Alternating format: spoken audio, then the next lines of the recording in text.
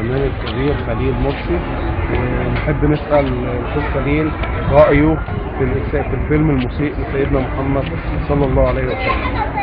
طبعا احنا عملنا النهارده وقفة صامتة جاد غضب على ما حدث من تشويه لصورة سيد المرسلين سيدنا محمد صلى الله عليه وسلم.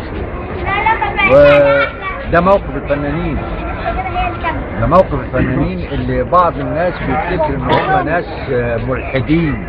لا، احنا ناس مسلمين وناس مؤمنين بالله، وثلاث ارباعنا حج بيت الله وثلاث ارباعنا اعتمر. فيعني المسألة مش زي ما الناس فاهمة.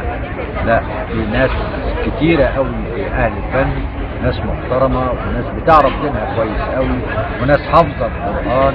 ومش ده عمل ويعني انا واحد من الناس وكتير غيري قوي يعني اشتغلوا وما ندموش على اي حاجة عملوها الحمد لله. شايف الرد المناسب تجاه الفيلم ايه؟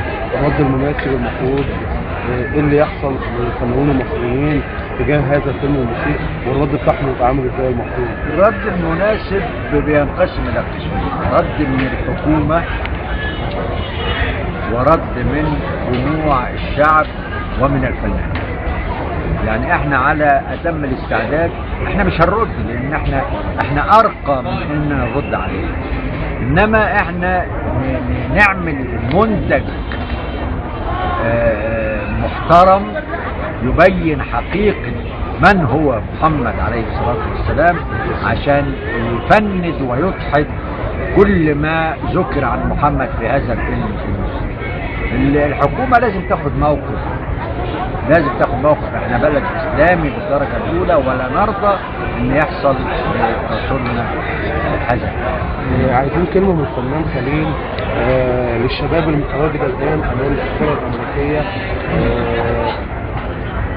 ايه وجهة نظرك فيهم وايه النصيحة اللي هتقولها لهم من مكان؟ الحقيقة انا مش معاهم. اللي بيحصل دلوقتي قدام السفارة الامريكية ان البوليس المصري، الشرطة المصرية بتضرب في الشعب المصري. يعني يا فرحتنا، احنا كده ما كسبناش حاجة.